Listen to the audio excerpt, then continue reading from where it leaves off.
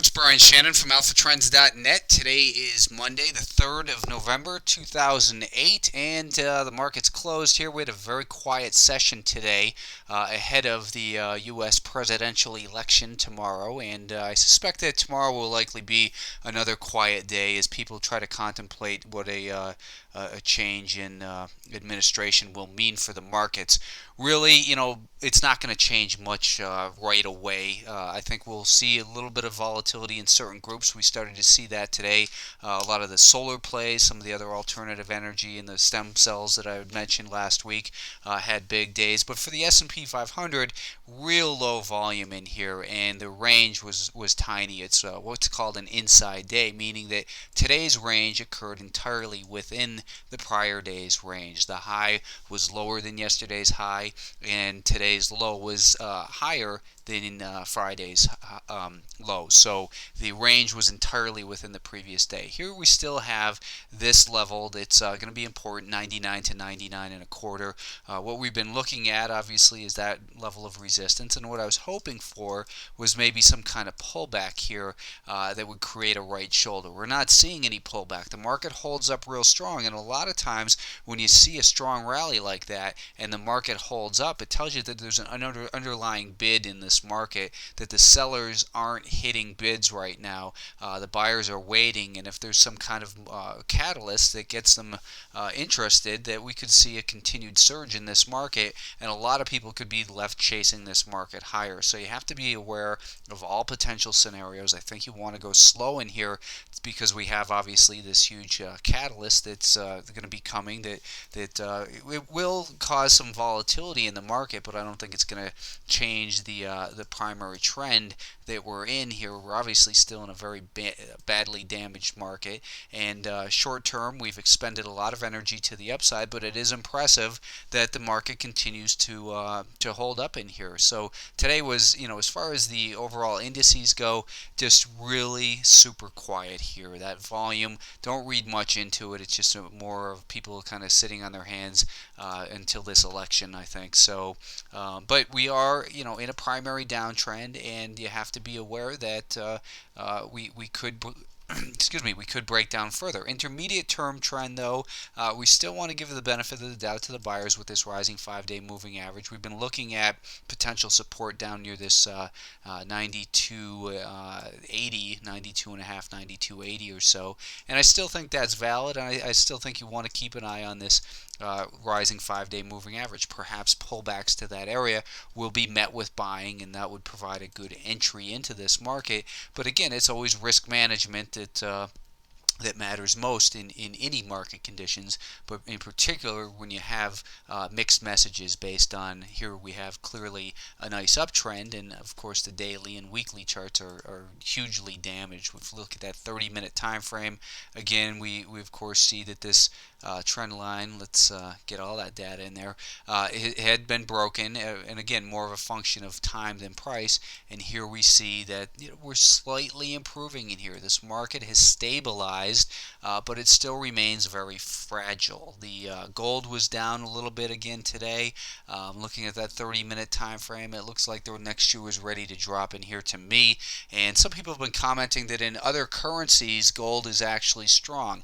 I'm located in the U.S. Everything I do is in U.S. dollars, so that's what my perspective is, and as far as my own personal trading goes, that's really all I care to consider, because that's how it affects me. If gold's strong in your local currency and the chart looks different, you trade based according to what you're seeing.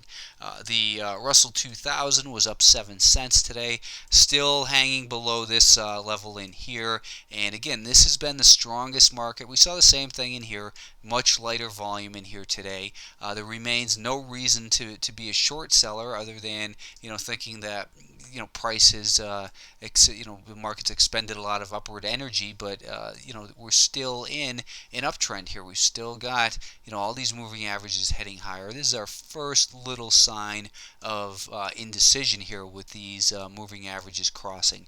Indecision means basically move to the sidelines, but give the benefit of the doubt. Intermediate term to the buyers with this rising 5-day moving average, and obviously the daily and weekly charts continue to be badly damaged. I think that you have to be very careful if you're expecting a certain outcome based on news. We had seen a couple weeks, a week and a half or so ago, a lot of people were looking for oil to rally because of OPEC, and I think that was right here. I don't remember.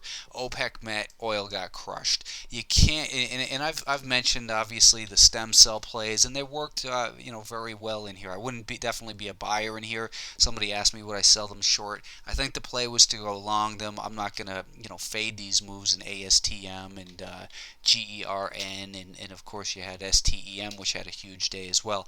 But I think that these plays are probably over. They were great plays in 2006 election as well. I had reposted a link to that on the blog when I had originally said, buy the rumors, sell the news, question mark on these stem cells. But in the last couple of days, this, stem cells has nearly doubled, and the other ones obviously have had huge runs. We're seeing little junky stocks. When I say junky stocks, I don't mean to make a call on the company, but clearly broken stocks like Evergreen Solar and JASO and LDK and all these solar plays, had these real strong days today. And if you're going to trade them, you have to trade them only on the shortest time frames, JASO, on the very shortest time frames, and look for when the buyers are in control and move to the sidelines quickly when that indecision comes back in, because this group is still heavily damaged. All these solar plays are. They're even from the largest ones, such as First Solar, it's still badly damaged in a bear market. So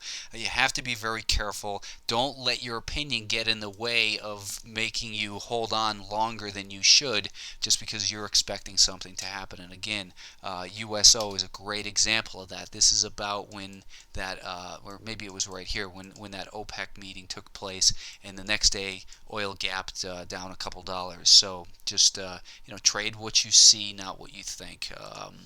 The Nasdaq 100 was off 7 cents today. Real light volume in here as well. Bullishly, the market holds its gains. It remains below this important level here, which has been important. Again, where I was looking for, perhaps we would see a pullback that would create a right shoulder, and that still may happen. That we may see that, but you just have to be very cautious. We're at this level where there are apparently some sellers waiting to get out of the market. Will they have the ability to drive it back down, or is this market absorbing that supply in here and getting ready to break higher? The primary trend remains lower on the longer term time frames, which means you have to be very careful, but you also want to be open-minded to the possibilities that perhaps the market's going to continue to rally. We saw that this trend line was, that I'd been pointing out, was broken, and that's not a big deal, obviously.